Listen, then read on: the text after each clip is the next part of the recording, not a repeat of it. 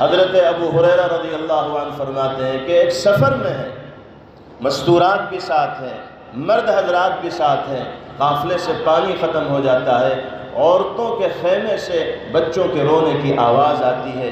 بچے کون ہیں؟ حضرات حسنین رضی اللہ عنہما اجمعین۔ پیغمبر علیہ السلام پریشان ہو جاتے ہیں، عورتوں کے خیمے کے قریب پہنچتے ہیں، اپنی چہیتی اور لاڈلی لخت جگر نور نظر حضرت فاطمہ الزہرا رضی اللہ تعالی عنہا سے فرماتے ہیں، کیا وجہ ہے، کیوں بچے رو رہے ہیں؟ عرض کرتی ہیں کہ یا رسول اللہ، پانی نہیں ہے، پیاس کی وجہ سے بچے رو رہے ہیں۔ ابو ہریرہ رضی اللہ عنہ فرماتے ہیں کہ میں نے اپنے سر کی آنکھوں سے یہ منظر دیکھا کہ پیغمبر علیہ السلام نے فرمایا بچوں کو میرے حوالے کرو۔ حضرت حسن رضی اللہ عنہ پہلے آئے، آپ نے ان کو گود میں لیا اور اپنی زبان مبارک ان کے منہ میں ڈالی۔